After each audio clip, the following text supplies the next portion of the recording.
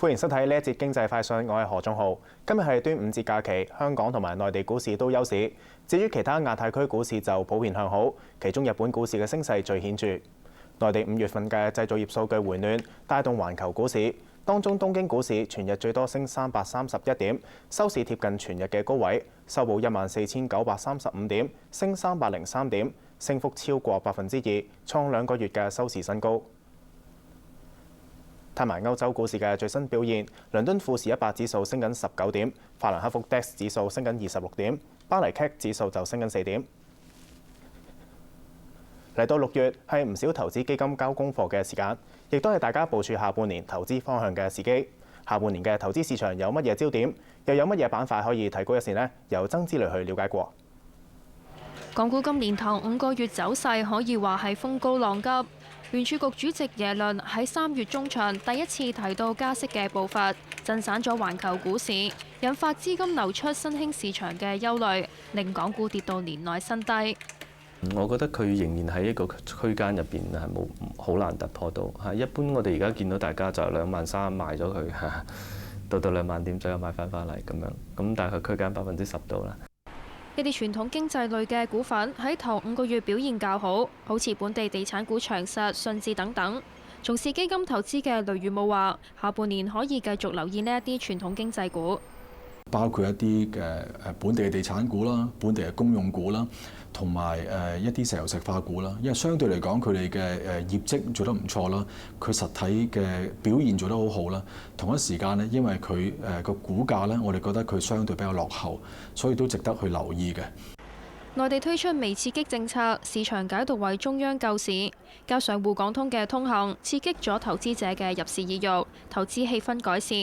滬港通最快喺10月實施。分析員陳婉菲建議，投資者可以留意中港兩地名氣較大嘅消費品牌。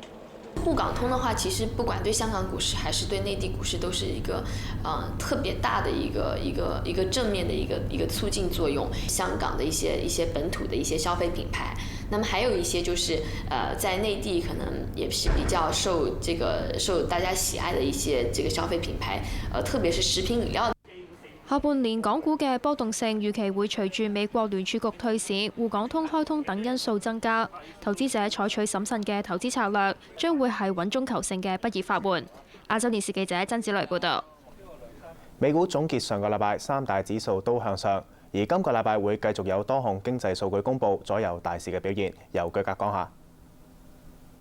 美國聯儲局會喺當地時間星期3公佈反映最新經濟形勢嘅褐皮書，相信會係市場嘅焦點。另外，星期4歐央行同埋英倫銀行同日公佈議息結果，市場關注歐央行會唔會減息抗通縮。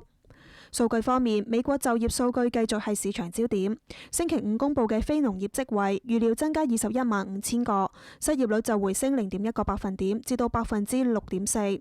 星期4會公佈首次申領失業救濟人數，預料按週升1萬人，至到大約30萬人；而持續申領人數減少6000人，至到大約262萬人。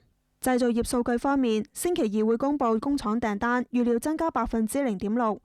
星期3公佈非農業生產率，市場預料減少2.6%。